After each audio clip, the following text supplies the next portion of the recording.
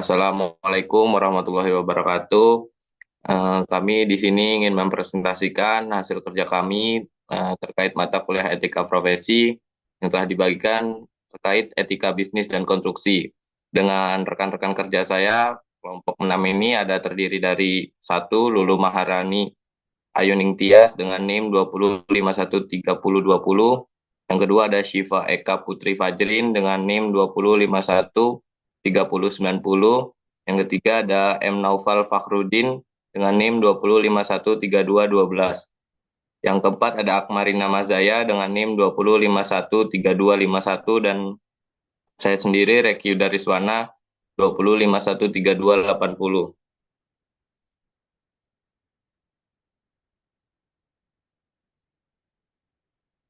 Next.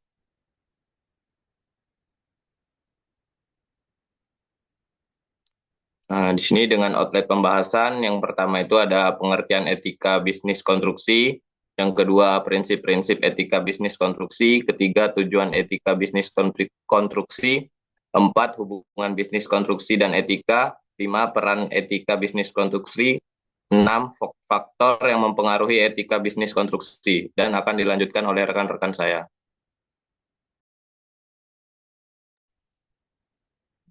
Yang pertama yaitu pengertian etika bisnis konstruksi. Bisnis konstruksi itu adalah suatu kegiatan membangun sarana maupun prasarana yang meliputi pembangunan gedung atau building construction, pembangunan prasarana sipil atau civil engineering, dan instalasi mekanikal dan elektrikal. Sedangkan etika bisnis konstruksi adalah seperangkat prinsip dan nilai-nilai moral yang mengatur perilaku dan tindakan dalam industri konstruksi.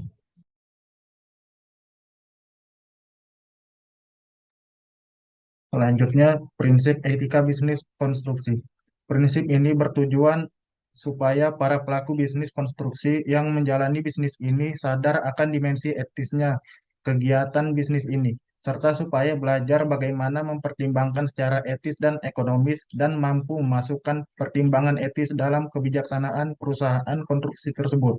5 prinsip etika bisnis konstruksi antara lain prinsip sikap baik, prinsip otonomi, prinsip kejujuran, prinsip keadilan, dan prinsip hormat terhadap diri sendiri. Prinsip sikap baik yaitu menunjukkan sikap yang baik dan sopan. Prinsip otonomi menunjukkan sikap kemandirian, kebebasan, serta tanggung jawab. Dalam hal ini, orang yang mandiri dapat mengambil keputusan berdasarkan kemampuan sendiri tanpa campur tangan pihak lainnya. Lalu ada pihak kejujuran yaitu menanamkan sikap adanya berdasarkan fakta, situasi, dan kondisi yang sebenarnya. Prinsip ini juga memberikan kepatuhan dalam melaksanakan perjanjian dan komitmen yang telah dibuat. Prinsip keadilan menanamkan sikap adil terhadap semua pihak dari segala aspek seperti ekonomi, hukum, dan lainnya. Lalu prinsip hormat terhadap diri sendiri yaitu pencerminan penghargaan yang positif pada diri sendiri. Next.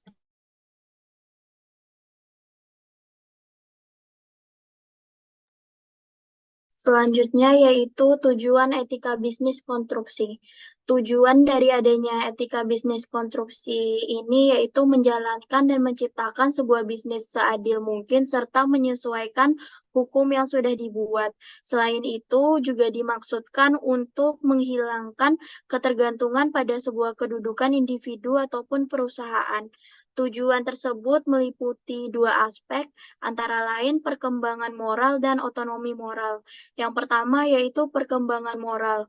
Ada 6 tahapan dalam perkembangan nilai moral dengan setiap tingkatan terdiri dari dua tahapan. Yaitu yang pertama yaitu tingkat prakonvensional. Maksudnya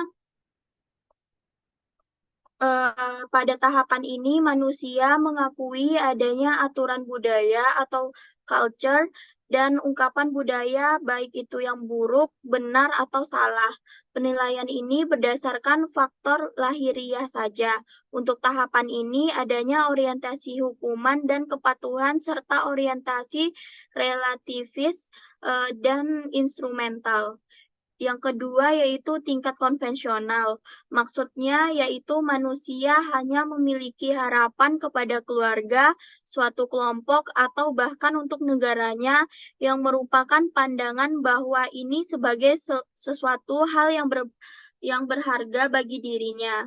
Ada dua tahapan pada konvensional ini, yaitu orientasi kesepakatan antar pribadi serta orientasi hukum dan ketertiban. Yang ketiga yaitu tingkat pasca konvensional. Maksudnya usaha yang jelas untuk merumuskan suatu nilai-nilai serta prinsip yang muncul pada tahap ini terbebas dari otoritas kelompok.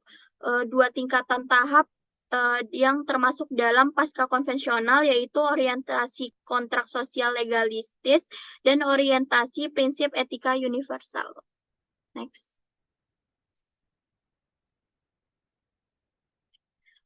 Tujuan etika bisnis konstruksi.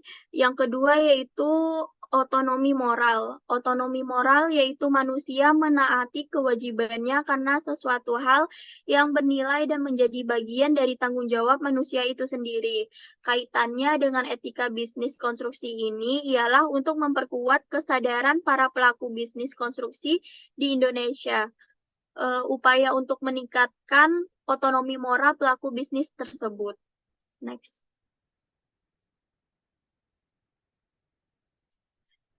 Hubungan bisnis konstruksi dan etika.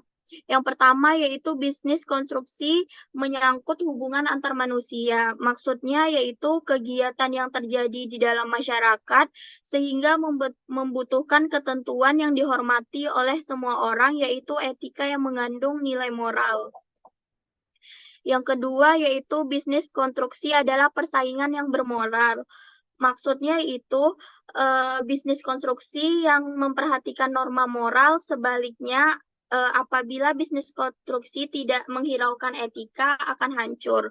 Yang ketiga yaitu bisnis konstruksi harus disertai kewajiban moral. Maksudnya yaitu masyarakat dan anggota masyarakat dengan hak dan kewajiban serta tanggung jawab moral terhadap masyarakat, sehingga perusahaan konstruksi juga akan dituntut mempunyai tanggung jawab dan kewajiban terhadap masyarakat.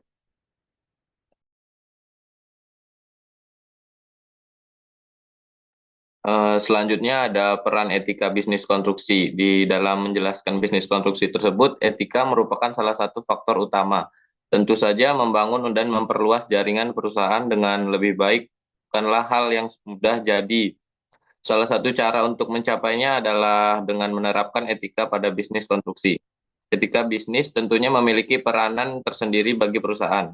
Ketika perusahaan menerapkan etika bisnis secara optimal dan konsisten, mereka dapat memetik beberapa manfaat. Contohnya, 1, meningkatkan reputasi perusahaan, 2, perusahaan menjadi lebih dipercaya, 3, perusahaan lebih mudah beradaptasi pada perubahan, 4, menciptakan budaya perusahaan yang khas.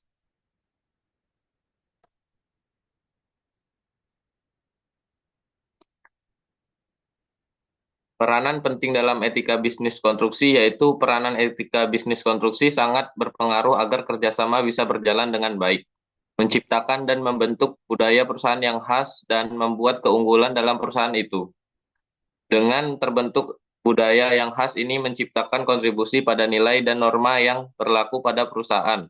Etika bisnis konstruksi dilakukan berdasarkan beberapa peranan etika bisnis konstruksi. Yaitu 1, bisnis konstruksi akan mempertaruhkan segalanya. 2, bisnis konstruksi menyangkut hubungan antar manusia. 3, bisnis konstruksi adalah persaingan yang bermoral. 4, bisnis konstruksi harus mengikuti kemauan masyarakat atau klien. 5, bisnis konstruksi harus disertai kewajiban moral. 6, bisnis konstruksi harus mengingat keterbatasan sumber daya. 7, bisnis konstruksi harus menjaga lingkungan sosial. 8, bisnis konstruksi harus menjaga keseimbangan dan tanggung jawab sosial. 9, bisnis konstruksi harus menggali sumber daya yang berguna. 10,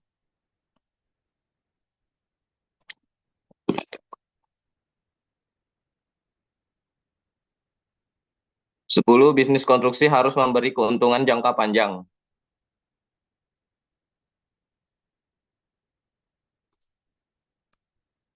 Selanjutnya yaitu faktor yang mempengaruhi etika bisnis konstruksi.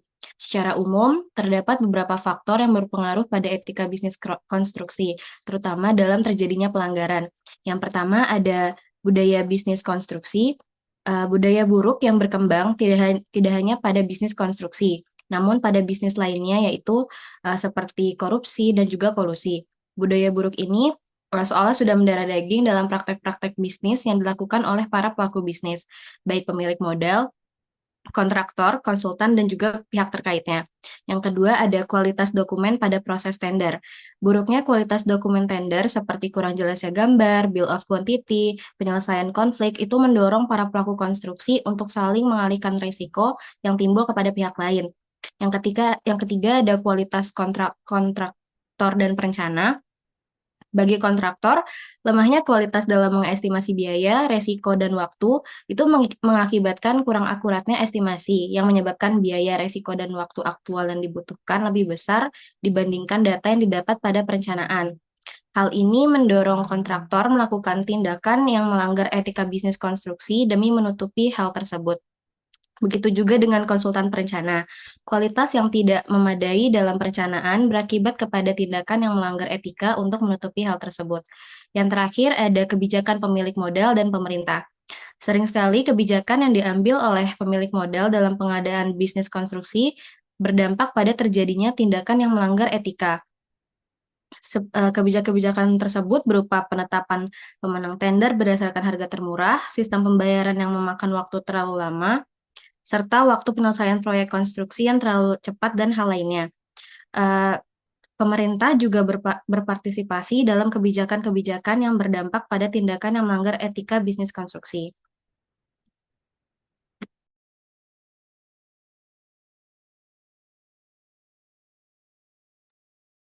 Selanjutnya ada kasus-kasus pelanggaran etika bisnis konstruksi di Indonesia.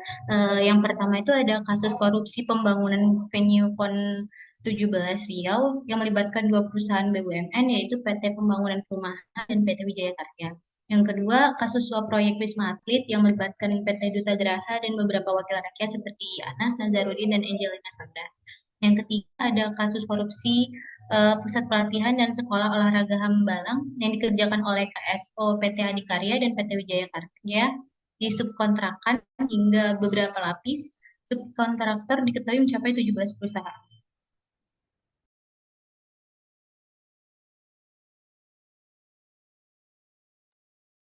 Baiklah, sekian presentasi dari kelompok kami. Bila ada salah kata, mohon dimaafkan. Wabillahi taufiq walhidayah. Wassalamualaikum warahmatullahi wabarakatuh.